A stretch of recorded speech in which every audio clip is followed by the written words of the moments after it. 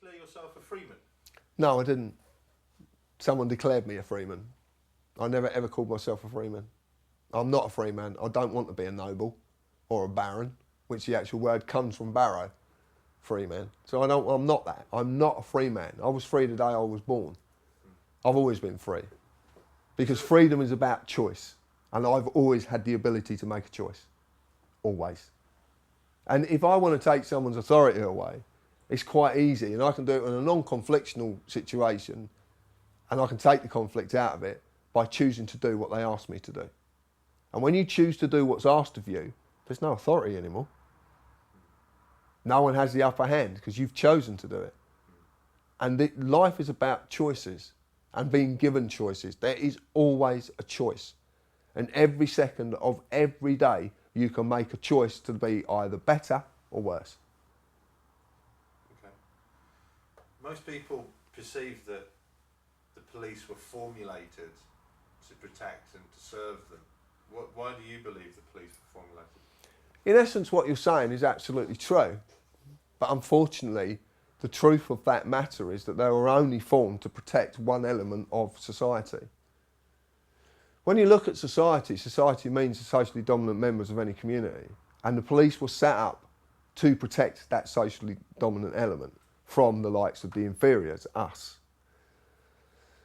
When you actually go back into the history of the police, which is very fascinating, I would ask anybody watching this to actually do the history of the police of any nation, because it comes from exactly the same principle. There is none of it will ever change. You can go to at least 53 countries in the world, or legally defined areas in the world, and you will find that the police were created for exactly the same reason. The two reasons they were created was, one, to protect the aristocracy from us, to protect their goods, their lifestyle, their possessions from us. The second reason was to create state control of street life, because they knew through keeping crime alive, there was a lot of money to be made there. A lot of money. Through keeping crime alive? Absolutely. That's their job, to keep crime alive. Not to solve crime, to keep it alive. What they did is they structured what's called a private political army. And they called them the police. Now, the funny thing is, they were created by policy, and they are ruled by policy, and they don't do anything outside of the parameters of policy. And if you take the word police and say it differently, it actually says policy. So it's there in your face. And it's always been there. The writing's always been on the wall. It's just whether you choose to read it or not. When you look at the structure of the police, you see command structure hierarchy exactly the same as the army, which has been infiltrated by the Ministry of Funny Handshakes. Most of chief superintendents, chief constables, all that really should be called chief Freemason, because 90% of them, if not 100% of them, are part of the Freemason fraternity, which is that element of it is a papal army. So they're actually doing the work, you know, they're under papal orders, if you like. Street life needed to be contained and controlled, because they wanted to maintain that they were going to earn a great deal of money out of crime. Back in sort of 1740s, there was a man called Charles Hitchens who was this was before any police actually existed. He was what they call a thief taker. Now, the thief takers were quite interesting, because the thief takers would go and reclaim stolen property and sell it back to the people it had been stolen from. Charles Hitchens ran a gang of thieves, according to history, ran a gang of thieves who would go and pickpocket and rob people, bring it back to Charles Hitchens, then Charles Hitchens would find out from the descriptions and obviously insignia on whatever they'd stolen, who it belonged to, and go and sell it back to who it had been stolen from. So it was a very lucrative business.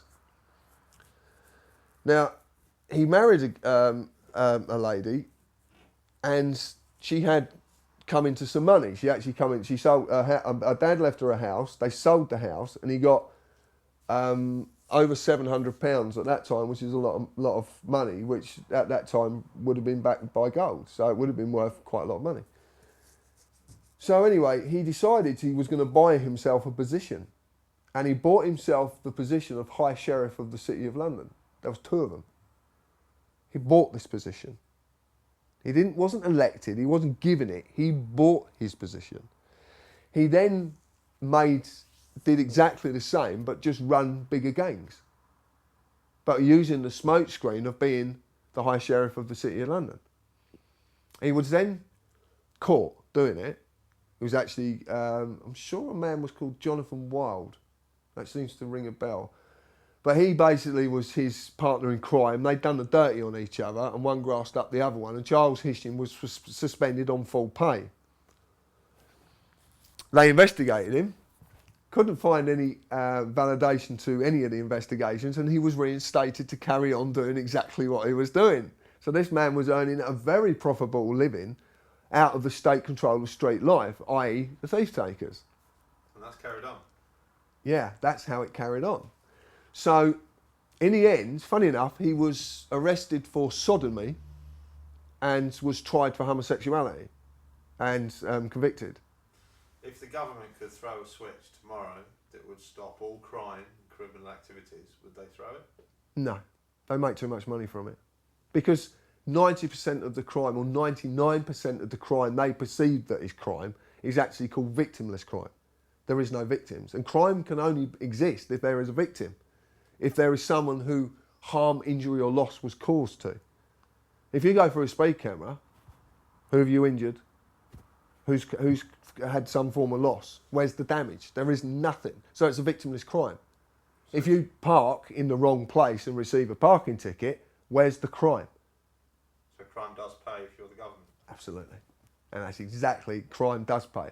There's a little saying that's going about at the moment actually that's very, very fascinating. And they're saying, please don't grow cannabis because the police hate competition.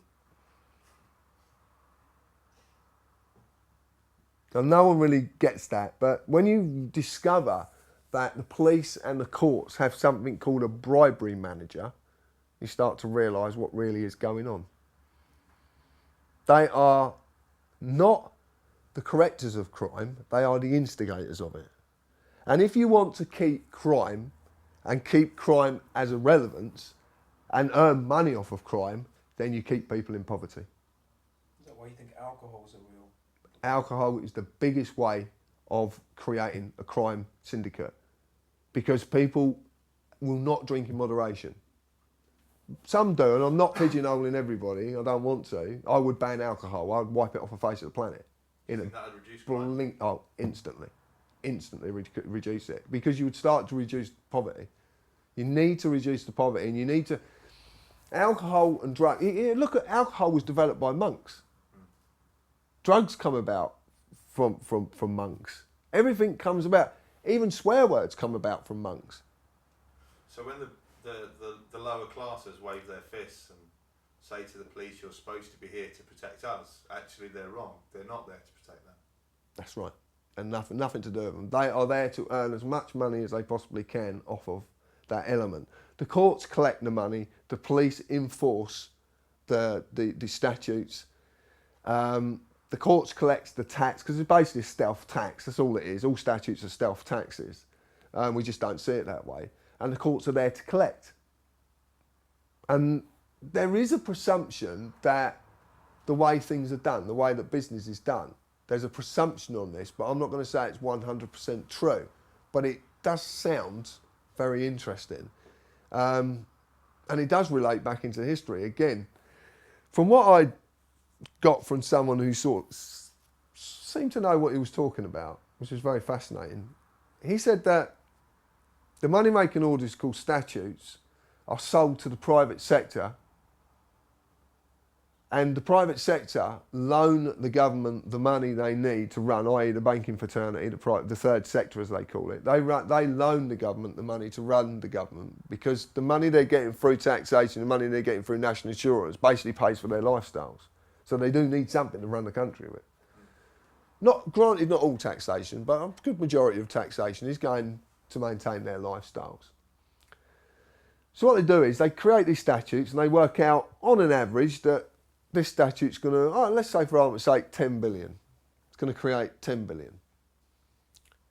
So they'll sell that to the banking fraternity, but the banking fraternity want the principal and interest. They want both. So they'll sell it. We'll say, look, we can get 10. Well, they say, well, I'll tell you what, we'll give you 8. We'll collect the 2 as 8 is the principal, 2 is the interest. But what we make over and on the board, over and above that, is ours. So how are you going to maintain we get our money back? Well, we'll get the courts to collect it for you. And we'll get the police, the private political army, to enforce it, and then the courts will collect it. And then we can pay you back that way. And anything that's over and above the board. Now, the funny story is that these are called gilts, and they're sold at Downing Street. They have auctions at Downing Street of these gilts, these statutes. But if you go back into the history of Downing Street, you actually find out that before it ever became 10 Downing Street, first thing it was a cockfighting pit. They used to have a whole cockfight in there. And then funny enough, a cock called Old Trogdon made its own of £200 in 17 something, which is bloody lot of money in them days. So, you know, it was very prolific. Then it became a cafe, and it was a cafe where crooks would go, thieves would go to sell their stolen wares, to fence stuff. And isn't it funny how someone told me that that's exactly what the directors of the corporation are doing at 10 Downing Street. They're fencing stolen wares.